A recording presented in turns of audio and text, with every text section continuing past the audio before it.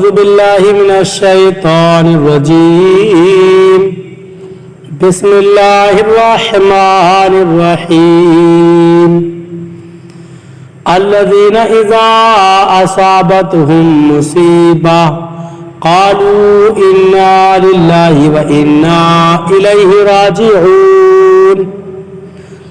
ترجمہ کنزُ الایمان کہ جب ان پر کوئی مصیبت پڑے تو کہیں ہم اللہ کے مال ہیں اور ہم کو اسی کی طرف پھرنا۔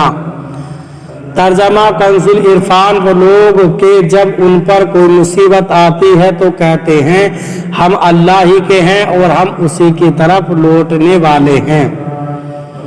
الذین اذا اصابتہم مصیبہ وہ لوگ کہ جب ان پر کوئی مصیبت آتی ہے۔ اس سے پہلی آیت میں مصیبتوں پر صبر کرنے والوں کو جنت کی بشارت دی گئی، اور اس آیت میں یہ بتایا گیا کہ صبر کرنے والے وہ لوگ ہیں جب ان پر کوئی مصیبت آتی ہے تو کہتے ہیں ہم اللہ تعالیٰ ہی کی مملوک اور اسی کے بندے ہیں، وہ ہمارے ساتھ جو چاہے کرے اور آخرت میں ہمیں اسی کی طرف لوٹ کر جانا ہے۔ احادیث میں مصیبت کے وقت انا للہ و انا الیہ راجعون پڑھنے کے بہت فضائل بیان کیے گئے ہیں۔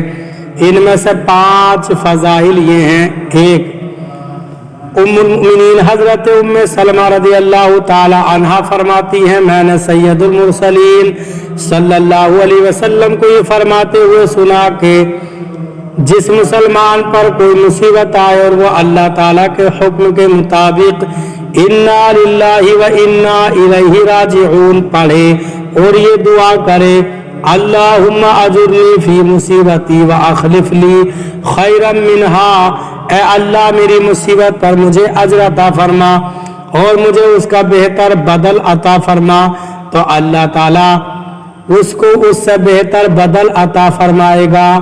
حضرت ام سلمہ رضی اللہ تعالیٰ عنہ فرماتی ہیں جب حضرت ابو سلمہ رضی اللہ تعالیٰ عنہ فوت ہو گئے تو میں نے سوچا کہ مسلمانوں میں حضرت ابو سلمہ رضی اللہ تعالیٰ عنہ سے بہتر کون ہوگا؟ وہ تو پہلے گھر والے ہیں جنہوں نے حضور پر نور صلی اللہ علیہ وسلم کی طرف ہجرت کی۔ بہرحال میں نے یہ دعا کہہ لی، چنانچہ اللہ تعالیٰ نے ان کے بدلے مجھے رسول اللہ صلی اللہ علیہ وسلم عطا فرما دیے جو کہ حضرت ابو سلمہ رضی اللہ تعالیٰ عنہ سے بہت بہتر تھے۔ 2، حضرت امام حسین بن علی رضی اللہ تعالیٰ عنہ سے روایت ہے حضور پر نور صلی اللہ علیہ وسلم نے ارشاد فرمایا جس مسلمان مرد یا عورت پر کوئی مصیبت پہنچی اور وہ اسے یاد کر کے انا للہ و انا الیہ راجعون کہے، اگرچہ مصیبت کا زمانہ دراز ہو گیا ہو تو اللہ تعالیٰ اس پر نیا ثواب عطا فرماتا ہے اور ویسا ہی ثواب دیتا ہے جیسا اس دن دیا تھا جس دن مصیبت پہنچی تھی۔ 3، ایک مرتبہ نبی اکرم صلی اللہ علیہ وسلم کا چراغ بجھ گیا تو آپ نے انا للہ و انا الیہ راجعون پڑھا۔ عرض کی گئی کیا یہ بھی مصیبت ہے؟